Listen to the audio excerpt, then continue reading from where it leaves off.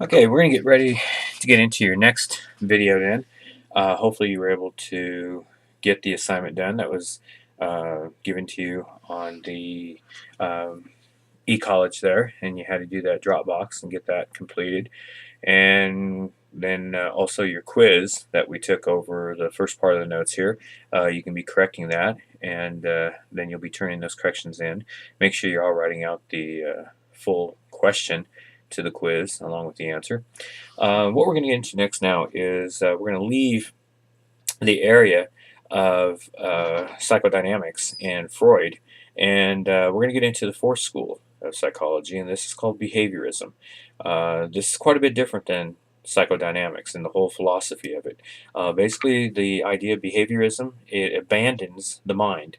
It abandons the whole study of the consciousness, pre-consciousness, unconsciousness, everything that Freud and all of those psychodynamic psychologists had developed with that school of psychology has now been thrown out. This is getting into the 1950s now, 1960s time period, and the basic reason for why getting rid of it is because of the fact that it is unprovable. You couldn't test to see where the unconscious was. You couldn't find the id. It wasn't like it could dissect the brain and there it was. So instead, these psychologists were more geared towards the idea that if you cannot observe the behavior, if you cannot see it, then it is something that you cannot test, and so therefore it is not something provable. They really base their premise on a lot of scientific psychology here. And they wanted to look at the overt responses or activities that an organism did, which equates into behavior then. And that's where the whole idea of behaviorism came from. The founder of this school of psychology is John Watson. And he believed basically that we are made, not born. What that means basically is that it doesn't matter your genetics of your parents. It only matters about how your environment raised you, not necessarily the background of the DNA of your mom, dad, and grandparents. That was, to Watson, inconsequential.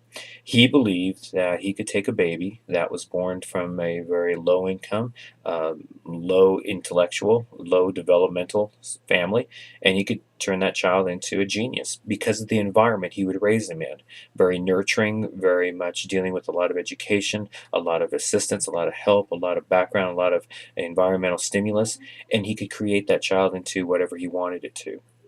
Now, there's a lot of debate on that, but still the concept of what Watson was saying is that it's the environment. So therefore, leading into that then, based upon how we interact with the environment, our behaviors in the environment, our actions in the environment, all relates back to then, from that, how our personality develops, how our intellect develops, how all of our components of who we are, what makes us up develops. It's all related into that environment. That's the essence of behaviorism.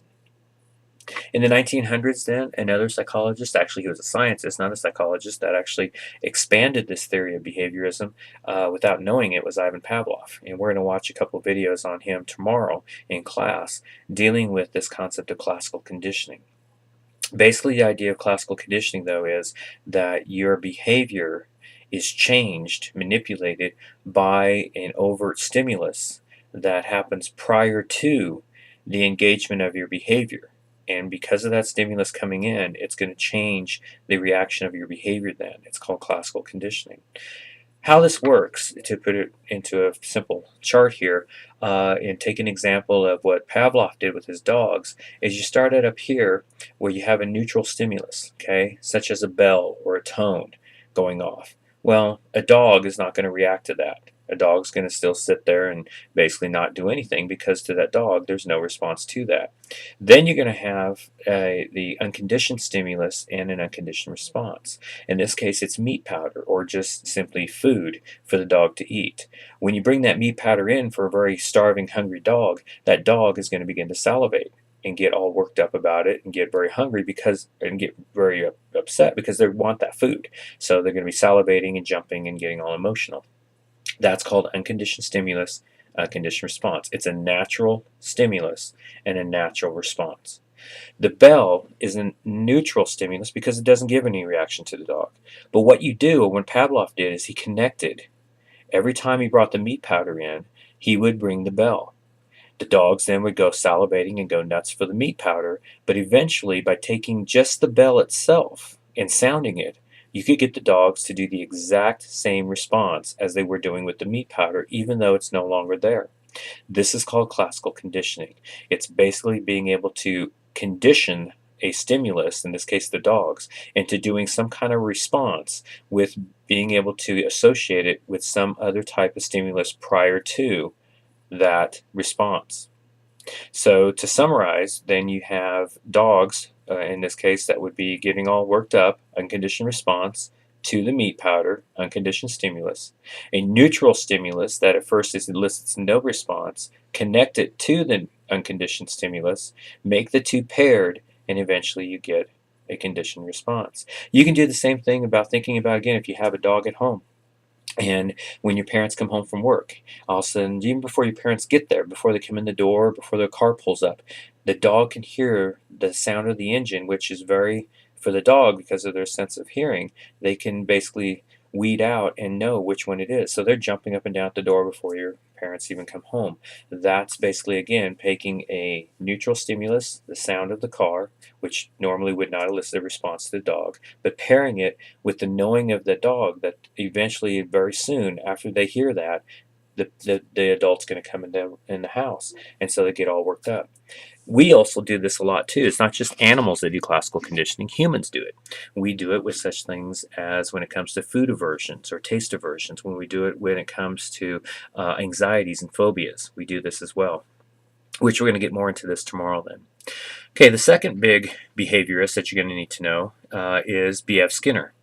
Skinner came around in the 1900s, 1970s, 1980s especially, with his theory that we will tend to repeat responses that lead to positive outcomes. And then we tend not to repeat responses that lead to neutral or negative outcomes. Well, if you read this over and just think about it, it's pretty basic and pretty simple. We do the things that gives us a positive outcome. So if I go up and I ask somebody out and she says yes, I'm more likely to ask out somebody else again. If I go up and ask somebody out and they say no, then I'm more or less likely not to ask anybody out because I got a negative outcome from that. Again, what Skinner believes, though, is that we are controlled by our environment, not by our genetics. And so he agrees with Watson on this, and he basically says that we believe in the free will is just simply an illusion. We are not associated with free will. In other words, everything we do is because of the environment infecting upon us and dealing with us. And we'll get more into that a little bit tomorrow. But again, it's a very powerful idea that he has. Not all psychologists agree, but this is his basic idea. Okay, the theory that Skinner came up with is called operant conditioning. It's a little different than classical conditioning. The biggest difference is the fact that he says that the change in your behavior is not because of something that happens prior to the behavior or stimulus.